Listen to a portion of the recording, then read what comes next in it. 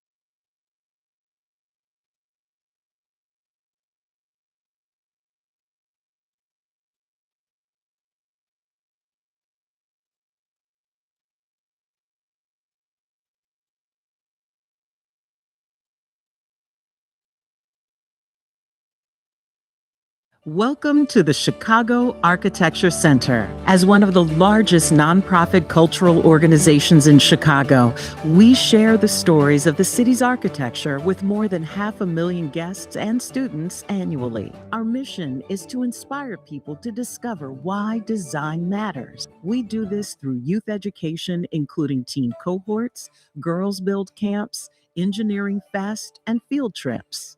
Through civic advocacy on topics from historic preservation to sustainable construction and affordable housing.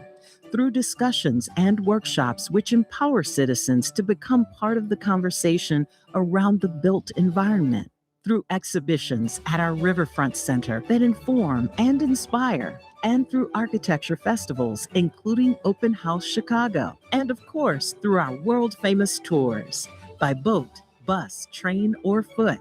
Supported by more than 400 volunteer docents. The CAC honors Chicago's rich history, creates dialogue on current issues in architecture, and helps shape our future. We hope you're inspired to take action to create the communities we all want and deserve, and to discover why design matters. This is the Chicago Architecture Center.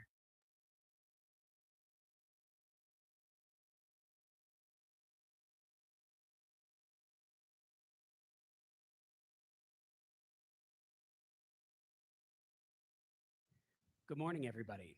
Now I know you can. Welcome to the Chicago Architecture Center. My name is Adam Rubin, and I am the CAC's Senior Director of Public Engagement. And for a few hours a month, I'm also a member of the Commission on Chicago Landmarks. And on behalf of the CAC, we are pleased to host our friends at Preservation Chicago for the announcement of the Chicago 7 Most Endangered Buildings of 2026. The CAC's mission statement is to inspire people to discover why design matters. Our programs cover a wide swath of the city's built environment, ranging from the early evolution of the Lake Michigan shoreline and trajectory of the Chicago River to the rise of the first Chicago school commercial skyscrapers in the late 19th century to the newest developments and city planning initiatives that shape our city today. Upon the occasion of the CAC's 60th anniversary this coming spring, this is a unique time for us to reflect back on where our organization started, as a group of concerned citizens coming together to save the historic Glessner House from demolition. It is from the seed of this early preservation initiative that we grew to become the architecture center we are today, with an architecture-focused river cruise and walking tours known throughout the world, festivals like Engineering Fest and Open House Chicago, and a full calendar of community-led discussions in our lecture hall spotlighting how good design that is built to last for generations, uplifts the daily lives of all Chicagoans. Our community of members and volunteers, our passionate staff, and especially our tour docents drive this message by championing the buildings that give Chicago its unique character and sense of place. But our commitment is not just to our city's most beautiful buildings, but to the people who design, build, steward, and fight to protect the places that matter most. It is in this spirit that we are proud to offer our stage to Preservation Chicago, who for 25 years have highlighted the historic buildings and sites most at risk of demolition and mobilized public and stakeholder support to save them. Thank you for attending this afternoon, whether you are here in the room or watching remotely. If you like what you see today, I encourage you to visit architecture.org to check out some of our other programs that are coming online this spring. And now, without further ado, I would like to welcome to the stage the Richard H. Driehaus, Executive Director of Preservation Chicago, Mr. Ward Miller.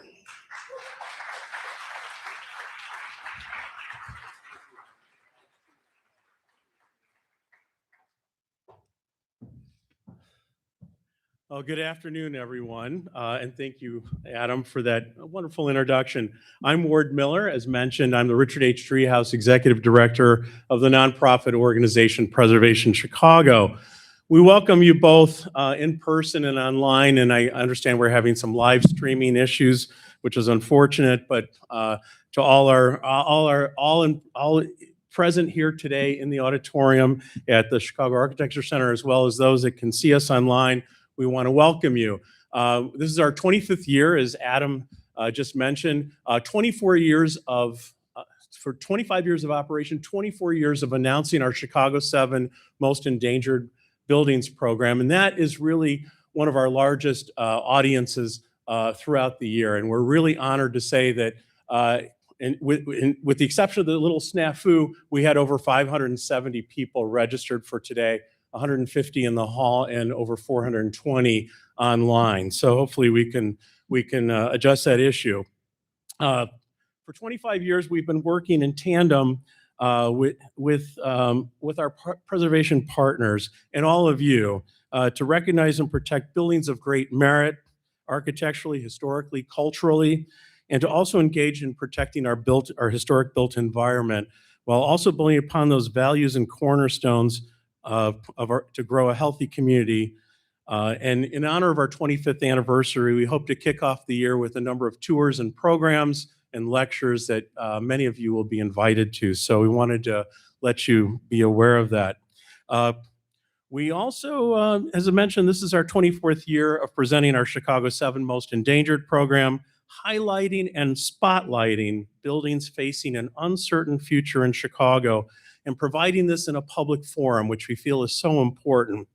We also want to recognize and thank our event hosts and partners, the Chicago Architecture Center, including CEO and President Aunt Eleanor Gorski, Michael Wood, Adam Rubin, Ian Spula, Emnet Bara-Chiasno Ndozi, and others here today supporting this effort.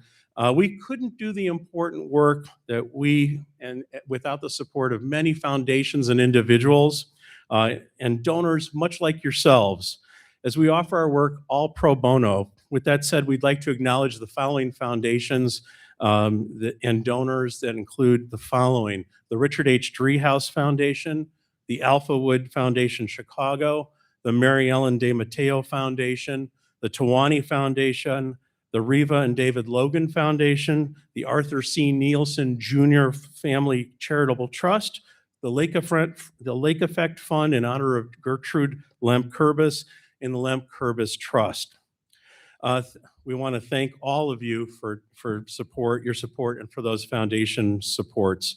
Also to our Preservation Board of Directors, including our Board President, Brad Suster, our Vice President, Jacob Kaplan, Board Secretary, Kathy Bond, and Board Treasurer, Stuart Berman, in addition to our members at large, including Jack Spicer, Andrea Reed, Joyce Jackson, Charlie Vins, Diane Gonzalez, Joanne Jesus, many of who are with us today. And special thanks to our Preservation Chicago staff, including Adam Natenshin, our Director of Operations, Kathy Bond, our Director of Events, who helped to organize today's program, and Debbie Dodge, our Director of Development, Yuki Lee, our Director of Development, Yuki Lee, our Research Associate, and Ryan Sholglassian, our Archives Associate. So let's begin the Chicago 7 Most Endangered program. So, since 2003, excuse me.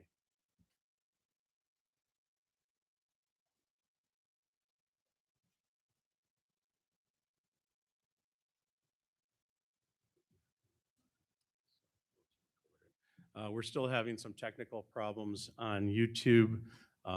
It's unfortunate, but a reality. So moving forward, we just wanted to mention, since 2003, the Chicago 7 Most Endangered has sounded the alarm on eminently and threatened and historic buildings and community assets in Chicago to mobilize the stakeholder support necessary to save them from demolition.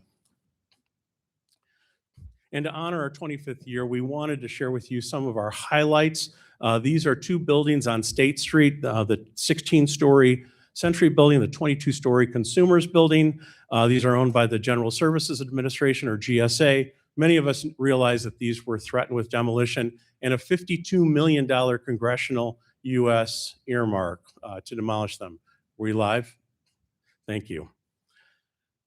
And these two buildings have been landmarked in the last year, and we're grateful for this support. These are two of the last constructed buildings of the Chicago School of Architecture. They're located at State and Adams, so 202 and 220 South State. They've been empty for almost 20 years, but we're really hopeful that we will see a reuse of them soon. And then buildings like the Thompson Center.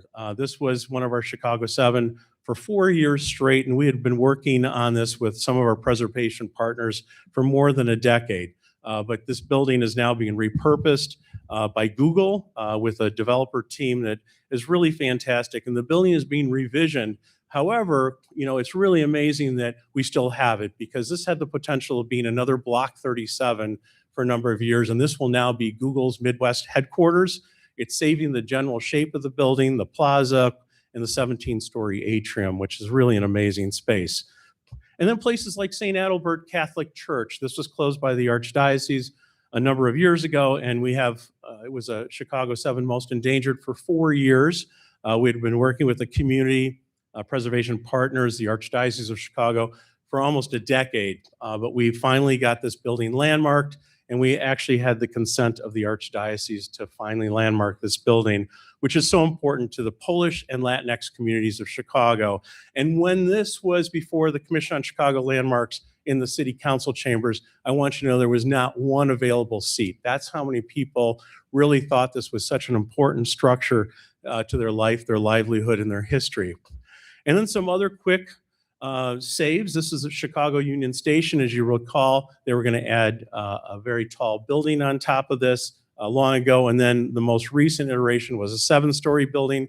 We were able to intercede in a positive way and get the 7 stories transferred over to the new BMO tower just across the street, which is same affiliate, same developer affiliate. Cook County Hospital, Lathrop Homes, this is a public housing project on the northwest side.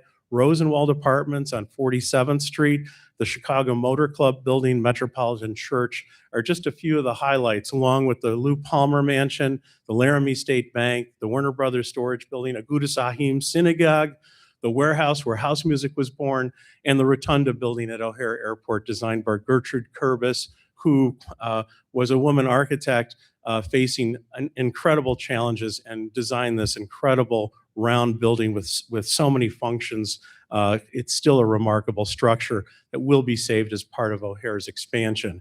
And then the American Book Company, the buildings along the Milwaukee Avenue Historic District in Wicker Park, the New York Life Building, which is now the Hotel Gray at LaSalle and Monroe, IIT's main building, Promontory Point, a long-time preservation effort, which is now landmarked, including its stonework, its limestone revetments, and of course the Harper Theater.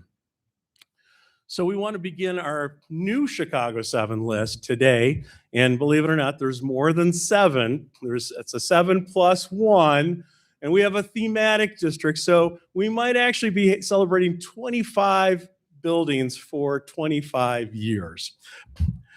So we started off with the Art Institute of Chicago, and this is the Chicago Stock Exchange Trading Room and McKinlock Court.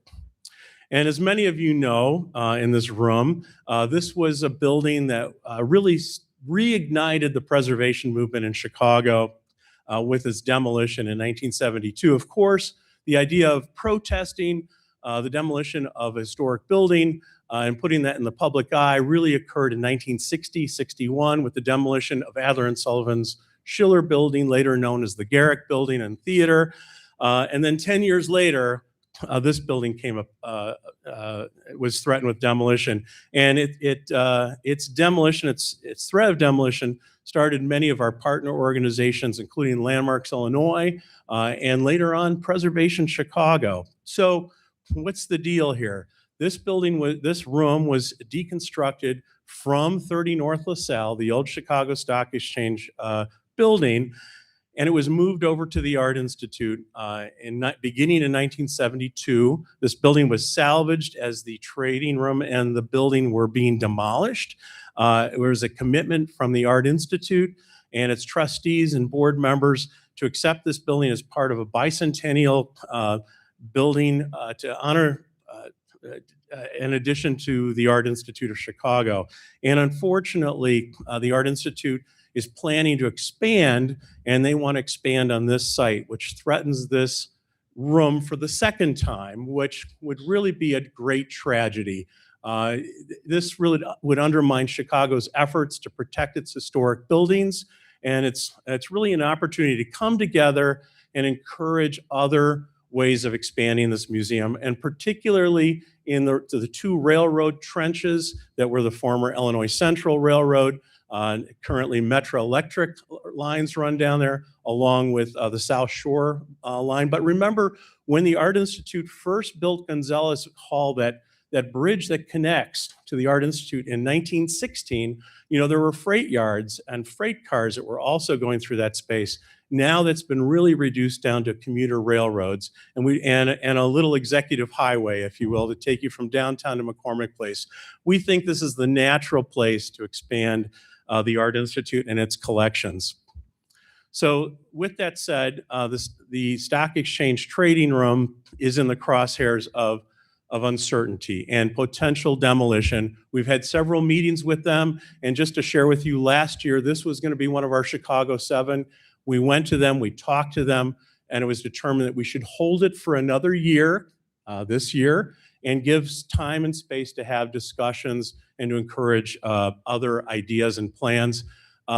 We were under the impression that this was done quietly, and then this was going to be a fait accompli, so to speak, and we are now moving forward to encourage preservation of this really amazing room that you see here, and to save it from a second demolition or deconstruction. This room can be a useful component of the Art Institute of Chicago.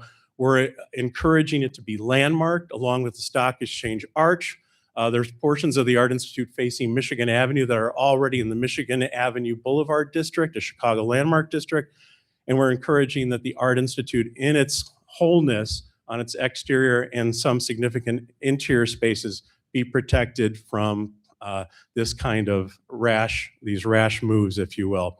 Also in the crosshairs was McKinlock Court, this beautiful garden that we all have dined in or have seen a jazz concert there, anchored by the Carl Milles Fountain. This is by Coolidge and Hodgson in 1924. This was an outgrowth of Shepley, Rutan, and Coolidge, who did the original Art Institute building from 1893, the Cultural Center, and other buildings. And of course, they were an offshoot of H.H. Richardson's firm that designed the Glessner House that Adam referenced earlier, the Marshall Field Warehouse demolished, and the McVeigh House. So originally, the building was proposed for this space and the trading room.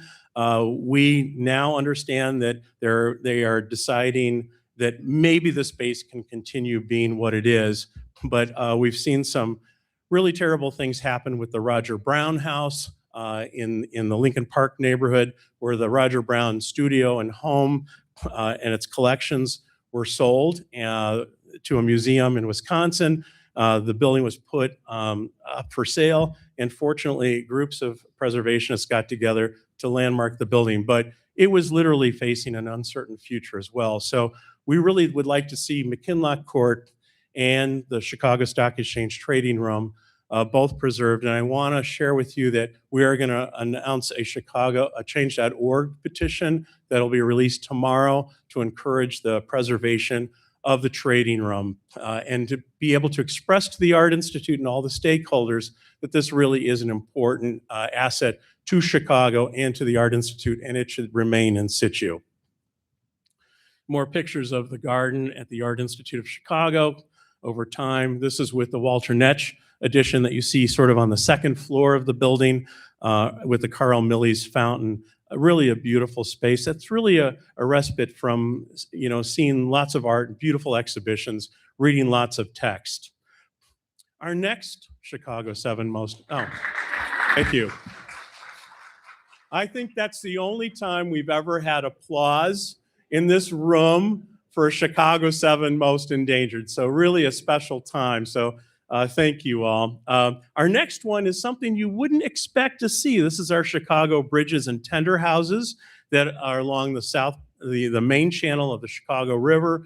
It's North Branch and South Branch, tender houses and bridges. And, they appear to be in better shape than they really are, but we're really needing attention. We're losing some of them. Some of them are being replaced with facsimiles. That's all going in a good direction, but we need CDOT, the Chicago Department of Transportation, and the Illinois Department of Transportation to work together with preservationists to really repair these buildings. This is the Chicago Avenue Bridge and Tender House.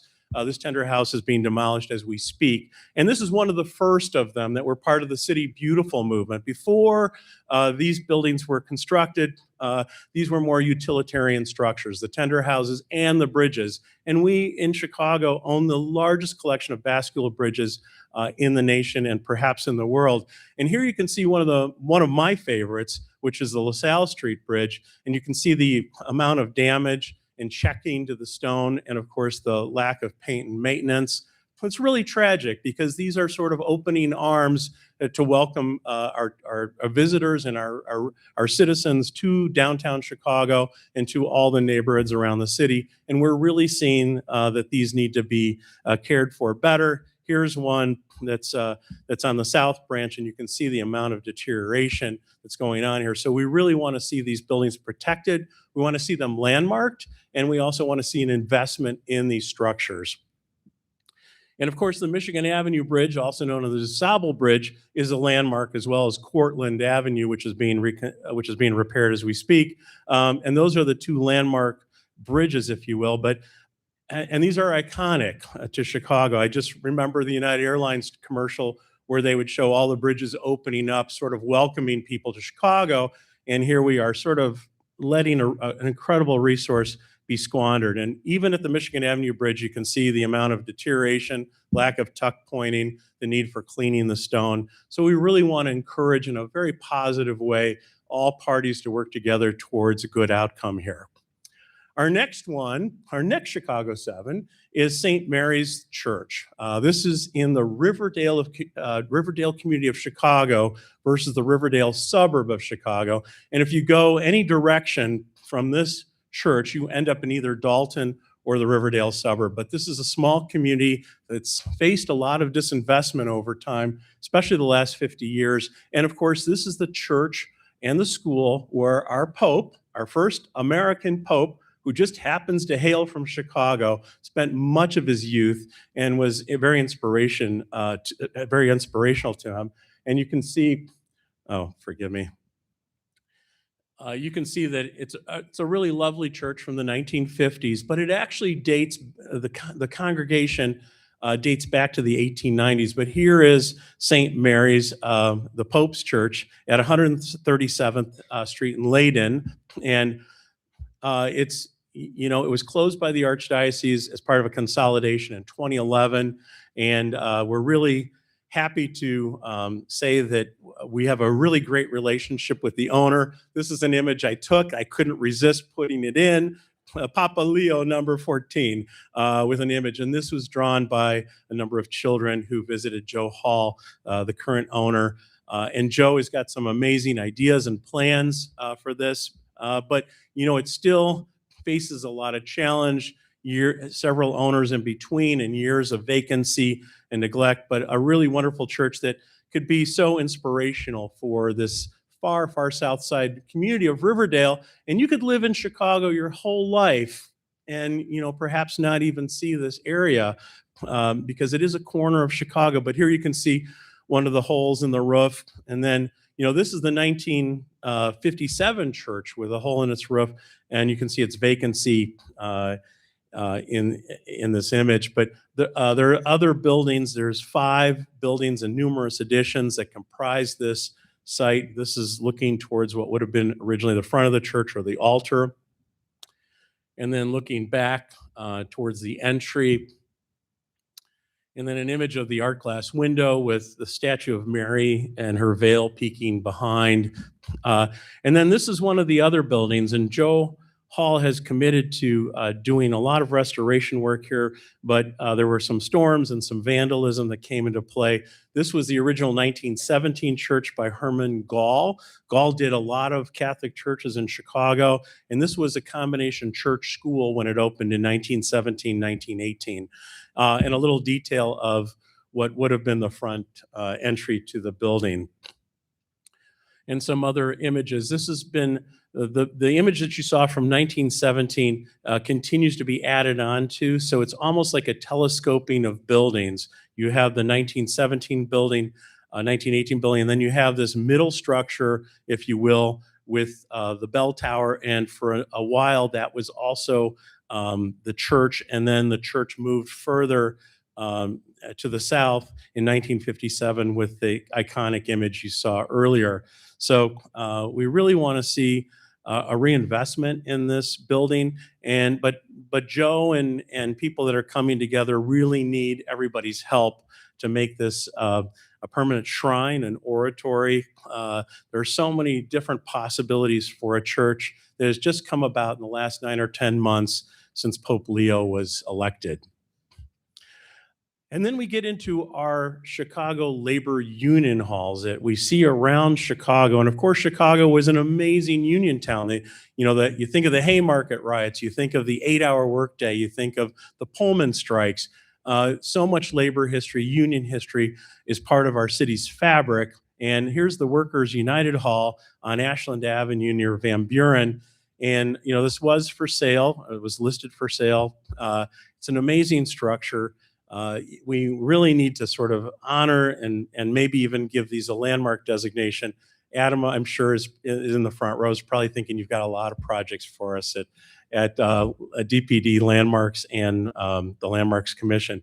But really beautiful buildings that really are iconic. This is the Painters District Council building on Adams Street. It's across the street from Whitney Young. It's by Carl Witzum and Burns. This is 1956, but look at this incredible ornament, and wouldn't it be wonderful to designate these buildings and to protect them, and of course work with the unions and the owners towards good preservation outcomes. And perhaps these are not in imminent danger of being threatened, but some of them do face an uncertain future. This is the Chicago Plumbers Union Hall on West Washington by James Fletcher Dennison. And some details. And the former Teamsters 710 Union Hall at 42nd and Halsted, another lovely building from 1956 with this beautiful articulation of its fenestration, glass block, and then its carved ornament. Really, really amazing. And then we get to one that is in danger. This is the Amalgamated Meat Cutters and Butcher Workmen of North America at 2800 North Sheridan. So this is a Sheridan Diversey, and there's already a big proposal planned for this site. And this is the entrance to Lincoln Park from one direction, the entrance to the Lakeview neighborhood in the other direction. We think we can do better. There's a vacant lot directly to the north of this, and we think that's the place for the new building to go and to integrate this historic building into that fabric. And of course, these amazing sculptures, there's 2 of them that are really unique. These are the only items that are said to be salvaged and come back to perhaps the new site. So this one's in the immediate crosshairs. There's a proposal before the Chicago Plan Commission shortly, and we'd like to see this building integrated into the new vision and apartment buildings beyond. Remember, on the other corner is the Elks Memorial that we were able to get landmarked almost 20 years ago, that was unlandmarked for many, many years. And on the other corner is Mies van der Rohe's Commonwealth Apartments that we hope to landmark one day soon. So a really amazing corner. And then of course, the south corners are all Lincoln Park in the beginning of that amazing Lincoln Park gateway, if you will, from Lakeview. And then buildings like the Teamster City on Ashland Avenue, another really modernist building, and why are we potentially losing buildings like this? This is the Chicago Federation of Labor building. It was formerly a Chicago Street Railroad cable car powerhouse. And believe it or not, underneath that stonework that's covering the first floor are a series of semicircular arches that cover that whole first floor, ground floor idea. And the union that was in there moved out of there in the last few years to a new building in Bronzeville, which is wonderful, but we are very concerned about this structure as well. And this is sort of the gateway to the West Loop. So why can't we look at honoring its history, its cable car history, its Union Hall history, and move forward with a new idea that would engage this into another development. And then a building that really intrigues a lot of us, and sometimes people walk past this building without seeing it, really seeing it. But this is the Chicago Loop Synagogue by Lobel, Schlossman, and Bennett of 1957. It's a remarkable building, and it's a small building on a small site. And unfortunately, this large congregation that began in the 20s as a businessmen's synagogue has lost a lot of its membership. It went from up to 30,000 or 50,000 in the 1950s and 60s to really less than 500 today. They recently had a boiler replacement that caused a lot of angst, but a really beautiful space. Here's the sanctuary and a very forward-thinking idea. And if you will, a compliment to St. Peter's Church just around the corner on Madison Street, and to have this sort of both ends of the good book so close to each other is really wonderful. So some great spaces in here, spaces that take you away. You know, that north wall looks very much like the Wailing Wall. This window is absolutely fabulous. This is by Abraham Ratner, who is a noted stained glass artist. And this is really a feature of the synagogue. And then really an unusual approach in 1957 to create a series of ramps that take you from the ground floor up to the sanctuary, which is really on a second floor. And you can see all these nameplates of people that are no longer with us, that are remembered, and these beautiful windows also by Ratner. But a really special place that we wanted to bring attention to. And you know, here's Henry Araz's Hands of Peace, 1957. So you're seeing these beautiful hands coming together in a blessing. And for all of you Spock heroes, that was a blessing that came about. And I understand in Star Trek they use this blessing as a code, if you will. But anyway, just an amazing resource here. This beautiful sculpture that, you know, when I pass by this, I always see the word peace, and I think that's really important to remember. But a wonderful treasure that we'd like to see landmarked, of course, and saved, and work with the congregation towards reestablishing itself. With all the LaSalle Street Reimagined projects happening on LaSalle Street and neighboring streets, there's quite a few of them. These are historic office buildings, conventionally office buildings being turned into residential. The Loop Synagogue and its congregation really feel that there's the opportunity to grow the congregation as time goes on, but we want to help them wherever we can. And then a really unusual building that a lot of people don't see. This is South Park Terrace from 1905 by Harry Hale Waterman. It's at 61st and Martin Luther King Drive. It's an amazing complex of buildings. It's very reminiscent of Frank Lloyd Wright's Francisco Terrace. And Waterman worked in the office of Silsby with Frank Lloyd Wright.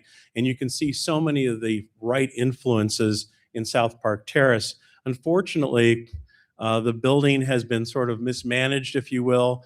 There was a fire in here, and the city insisted that portions of the building be cleared. And it really does leave the building open to an uncertain future. When you see this doorway here, very reminiscent of Francisco Terrace, which was demolished in the early 70s, and a portion of it was taken to Oak Park, Illinois, where fragments of the building were put together again. But that's not what we need. What we really need is a South Park Terrace restored and built for middle income people, or those that are just a little unfortunate on their current front, and to be able to make this affordable housing. And so we're hoping CHA and other agencies will get involved, take control, and make this a really wonderful place as it once was. And here you can see some of the fire damage to the outside walls and the boarded up windows. And we did suggest this building along with the bridges as a Chicago landmark. We submit suggestions for landmarks to the city each year, and we're hoping that some of these buildings will be considered, if not all of them, for Chicago landmark designation. Here's just a detail. And of course, this is now on King Drive, but its name is derived from the historic name of the street prior to its renaming in honor of Dr. King. It was South Park Avenue or South Park Way.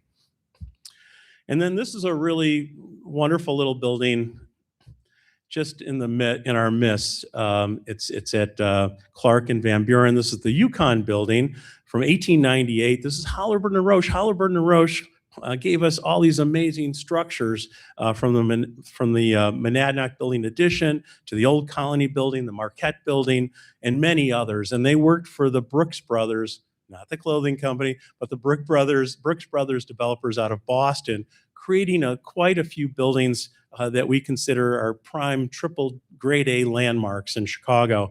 And yet they designed this small building. It was probably a reaction to the elevated going up about the same time. But here they are, Halliburton and Roche, really designing a small building that we call a taxpayer building.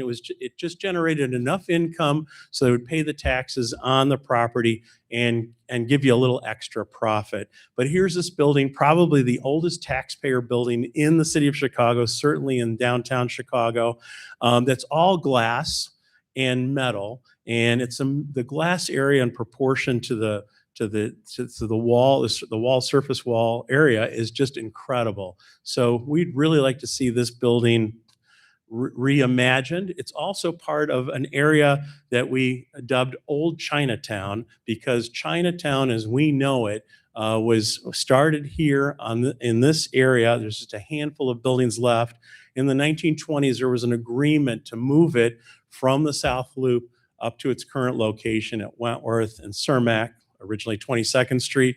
And so I think there's a great Chinese history here, an Asian history. And as the National Trust for Historic Preservation has been recently bringing all of us together to honor these early Chinatowns and the threat undergoing, the threat some of these buildings are experiencing, we thought it would also be interesting to acknowledge this old Chinatown district as well.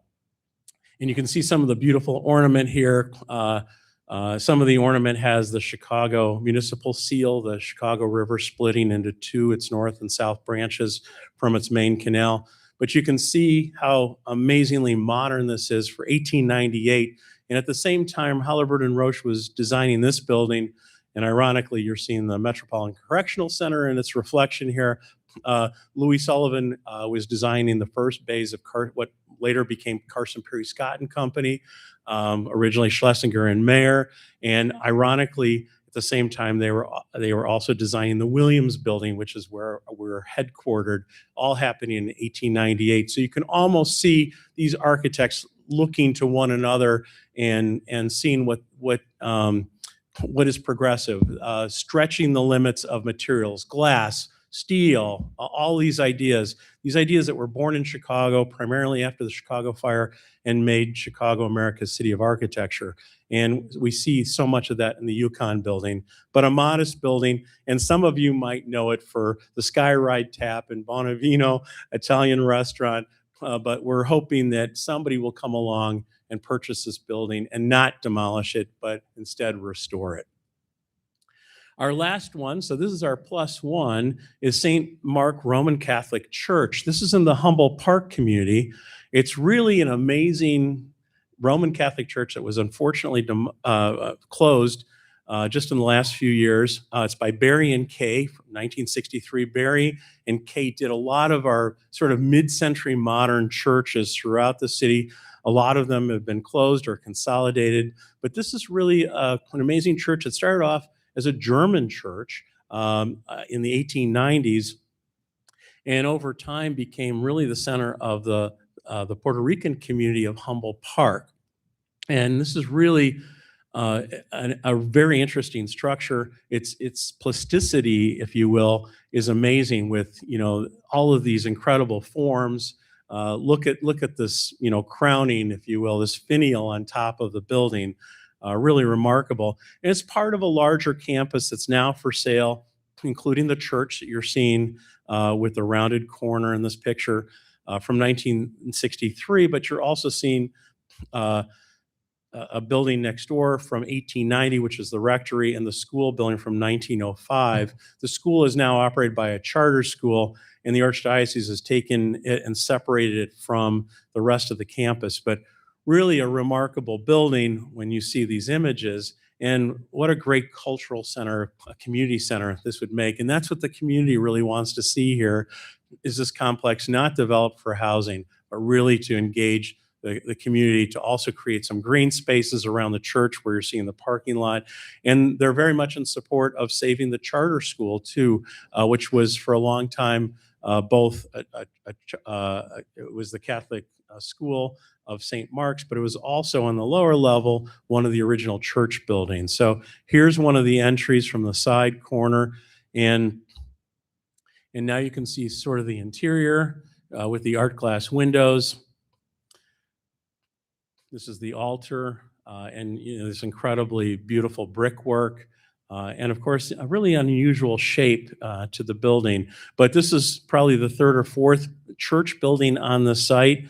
And then, of course, it also includes this school building from 1905, which, as I mentioned, the lower level was one of the original sanctuaries for St. Mark's Church as they were reconstructing buildings. And then the rectory building from 1896. So with that, this is a collage of our Chicago 7.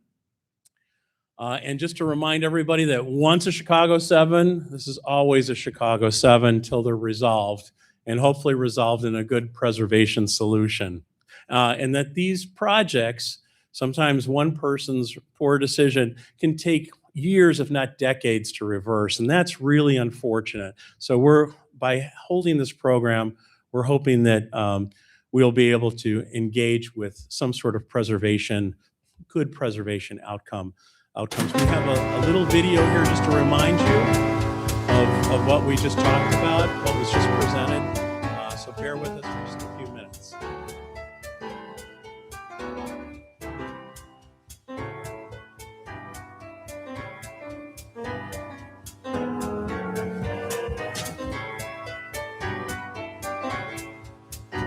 There's the trading room at the Art Institute of Chicago, reconstructed here in 1977 by Vinci Kenny Architects as the building on LaSalle Street was being demolished. And this room was removed to the Art Institute. And of course, Richard Nickel, architect, the famous architectural photographer, lost his life in that room and in that building as it was being demolished.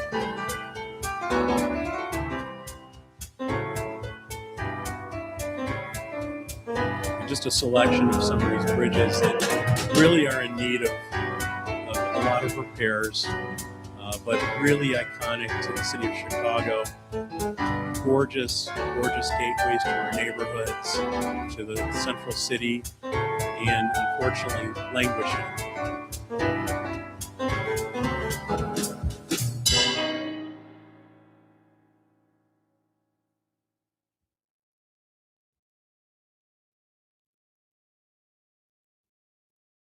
And this bridge was demolished.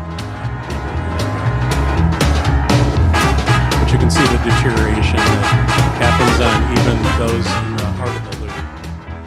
And St. Mary's Church, this is the Pope's Church by George S. Smith.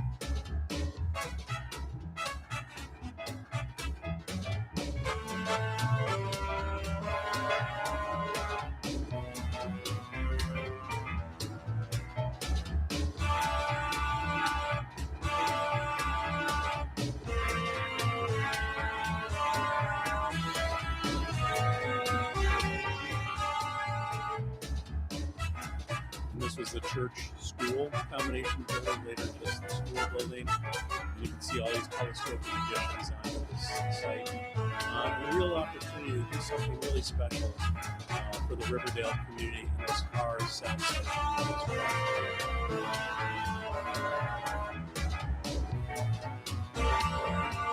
And this is where these in the thematic district along with the bridges to encourage preservation of these structures.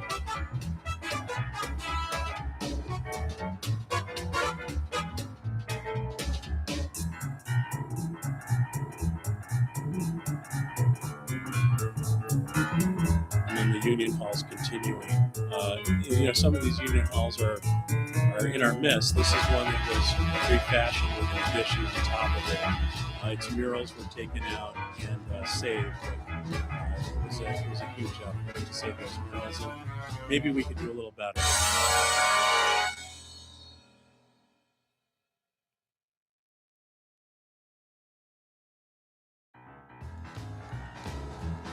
Chicago Loop Synagogue with its amazing sculpture, its front glass window. This was a lighting idea to light that window in the evening hours. Of course, it's an amazing art glass window. And one of the few Jewish institutions that are still in our downtown area. We've seen the closure of the Covenant Club, the Standard Club. Of course, we still have the Jewish United Fund downtown, but it's tragic to see these diminishing. Of course, South Park Terrace. And you can see that lovely courtyard. This is all about quality of life issues by Waterman. Waterman also designed the Pike House, or the Washington's House. It's in the Beverly community that has just received an award and will be restored, which we're really happy about. The Yukon Building, Chicago's earliest taxpayer, still remains a mostly glass and steel building. Only 2 stories, modest in scale by Oliver Roche. We're really pushing the limits of what you could do with a site like this. A small building, probably meant to be temporary until they could build an 8 or 12-story building on that site, but what an amazing structure. And then St. Mark's Catholic Church and School, campus, and a real cornerstone of Chicago's Puerto Rican Latinx communities and the Humboldt Park community. And what a great building this could be refashioned and revisioned into perhaps a community center, perhaps a library, a branch library.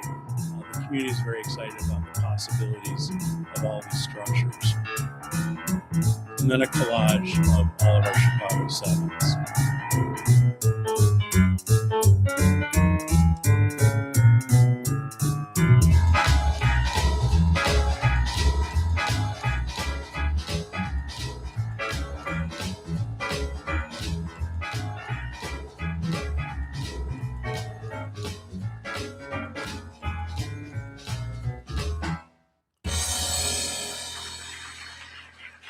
Thank you.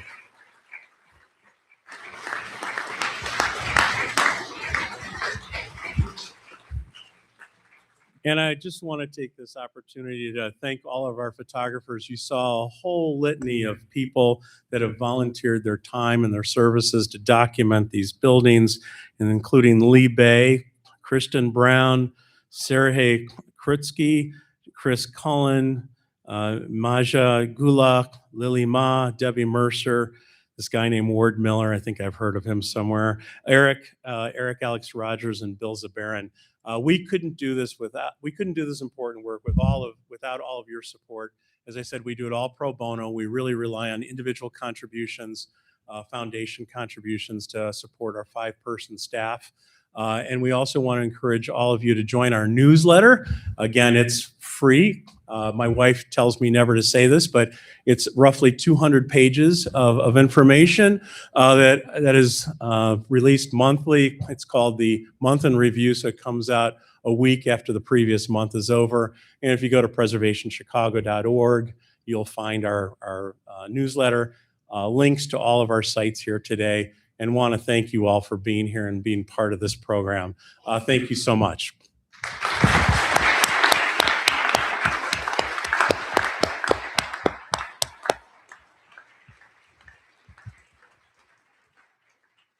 I think we've got a little time for questions.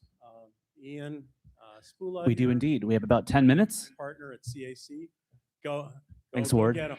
Mnet has another mic in the back for the folks that are in the back half of the room.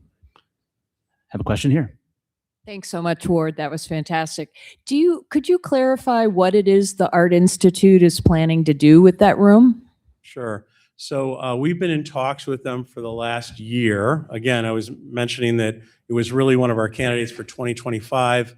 after outreaching to them, we really wanted to encourage a dialogue and give them space and time to rethink their ideas. They were originally planning on perhaps, this is all a proposal and in its infancy, although I understand there's a model and some other things that have been discussed, so this maybe is a little further down the road.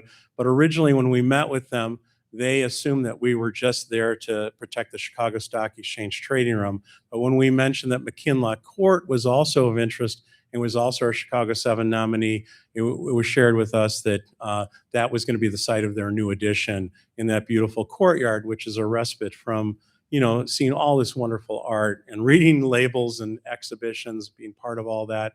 And since then, they've said, you know, we may be able to save McKinlock Court, but the trading room is really a spot where we'd like to continue the conversation about having an addition. And we think that the addition should probably be in those two railroad trenches to the north and to the south of the museum. And of course, across the street in Millennium Park, we have bridged over that and healed that trench, if you will. And we think that building there is the way to go. Of course, is expensive. It's maybe the $1 billion solution, if you will. But you know, they're raising 900 million. So you know, I think with a little more help, they can get to that $1 billion mark. But really, that would unite so many aspects and components of the museum and create more flow rather than having to go through these two halves of the museum that are connected through Gonzalez Hall, that sort of bridge, if you will, from 1916. We think that this would really, really help with bringing people together, bringing more galleries, and expanding the museum substantially more than what they're planning. Yes. Do you think the Guyan Hotel is beyond repair? No, we don't. As a matter of fact, that was one of our Chicago 7 for many, many years. You might be aware of. It has been sitting empty for 20 years. It's going to take a tremendous amount of work to bring it back. But remember that these buildings, historic buildings, these 10-story buildings that you know are really huge, also cost an incredible amount of money to demolish. You know, when we were looking at Cook County Hospital before saving that front building was a $50 million investment to demolish to get a vacant lot, and that was 20 years ago. So, you know, what are the costs associated with these, and then what is the value? What do you get out of them? So we'd really like to see the Guyan Hotel repurposed, and you know, it could be veterans housing, it could be affordable housing. We're there to support that wherever it needs the support. We've been working with the Cook County Land Bank in the past, and really hoping that we can come to some sort of solution. Yes.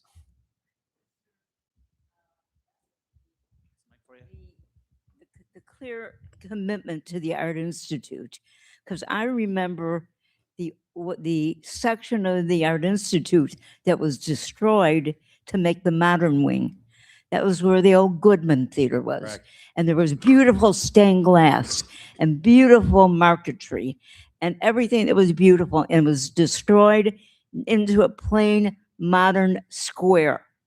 And I don't know if anybody remembers that. I remember that as a child, and it's really a mess now.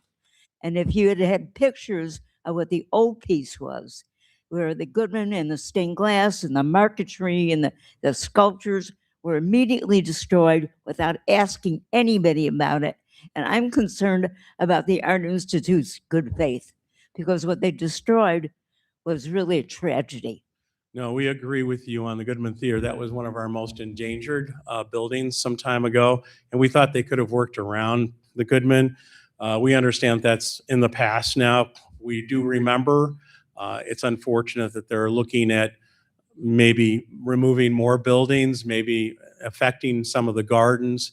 Like I said, the Allerton building and maybe some of the gardens and walls on Michigan Avenue are protected already by the city landmark district, the Michigan Boulevard Chicago Landmark District. But we are concerned, and since it's a who's who of architects that have been involved in the Art Institute over time, we really think that the entire complex should be landmarked, much like the Museum of Science and Industry, now the Griffin Museum of Science and Industry is also landmarked in Hyde Park. And remember that these buildings, all of the museums in the park, are on land that belonged to the people of Chicago. And you know, we're seeing sometimes these things get squandered. I don't know what kind of conversation we're having, but basically these lands are stewarded by the Chicago Park District. And we're hoping, and some of the buildings are owned by the Chicago Park District. So we're hoping that we can all come together, the Chicago Park District, the Art Institute, its leadership, stakeholders, and all of us as citizens to look at these ideas. And why can we landmark the outside and the inside of the Palmer House Hotel or the Marshall Field Store on State Street, now Macy's? Why can we landmark those spaces and those buildings and not consider landmarking the Art Institute and some of our really wonderful grand museums in the park? In the back. I love your knowledge about all of this. Wow. My question is, what can you comment on the pressure that developers try to develop on old structures rather than new empty structures, or instead try to integrate the new development with the old? Thank you. Sure. We've been an advocate for sensitive development. People sort of think that we're sometimes from the outside illusion that, you know, we're trying to sort of recognize history and keep things locked in time. But we realize that our buildings, especially our landmark buildings, and especially those triple grade A landmark buildings, need investment. So investment in these historic structures and our landmarks is development. It's the most sensitive type of development. We want our landmarks like the Rookery Building or Roosevelt University, the Auditorium Building, to be the hardest working buildings in our midst. We want everybody to have a connection to them.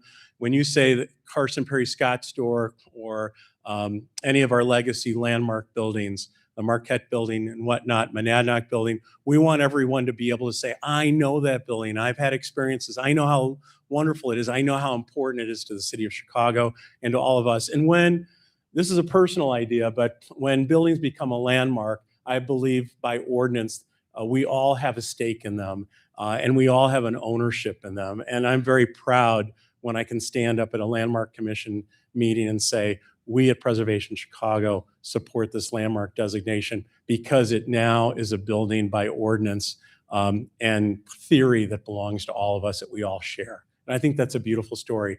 And whenever we can integrate a historic building into a new development and it's sensitively done, that can be a great bonus. And that's really a wonderful concept as well. We have time for 2 more questions. Ian, I'm gonna let you. Sir. Hi, Ward. Back to the Art Institute issue again. Can you tell us that the Dan Kiley Garden to the south of the Art Institute entrance is safe? So this is the Dan Kiley Garden with the Fountain of the Great Lakes to the south of the Art Institute. It's really a beautiful space. It faces the Morton Wing from the 1960s. I remember when that was an exhibition space. And we understand that there may be plans for the entire complex to be revisioned.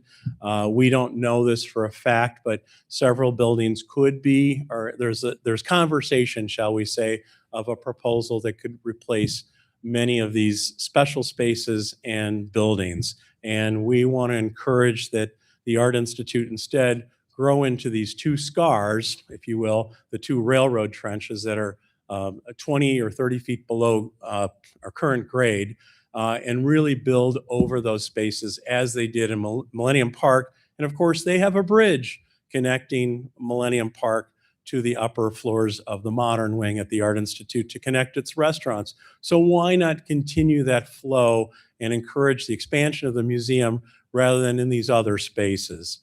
And, you know, we're also concerned about Butler Field to the east of the Art Institute as well. There's talk of, you know, this is where the band shell was. There's talk of, you know, a sculpture garden going there. And how does that impact our city, our citizens? How does it impact music festivals, whether you like them or not, like Lollapalooza? You know, where do these things go?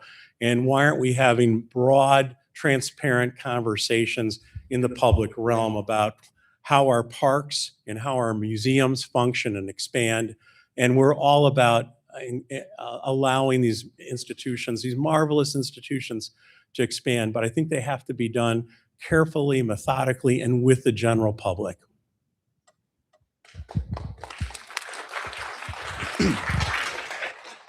This is not really a question. It's more of a praise in the work that you and the team are doing, Ward. It's amazing. I didn't even know the disrepair in some of these buildings that you mentioned, so it's awesome. And it really, this work that you put in and all the, just the spotlight you're bringing on this preservation, it's so huge. As I've gone to learn more about Chicago and the history that this city holds, it's really something important that you're doing. So thank you for this, Ward.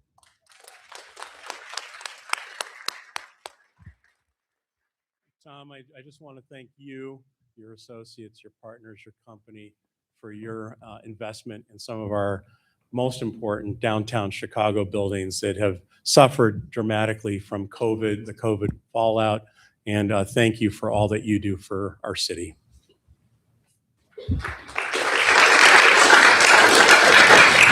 Just so you know, this is Tom, the skyscraper guy with 200 million followers that are all interested in what he and his firm and his partners are doing in Chicago. And it doesn't just stop at the city borders or the Chicagoland limits. It extends across the oceans to Europe and beyond.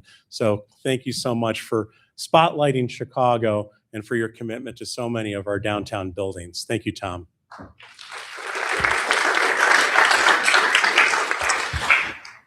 Well, that's a nice note to end on.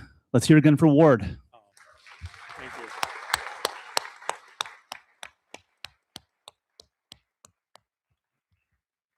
Thank you all for coming. Thank you as well to our large virtual audience that found their way to a new functioning link eventually after some technical difficulties. Great to see you.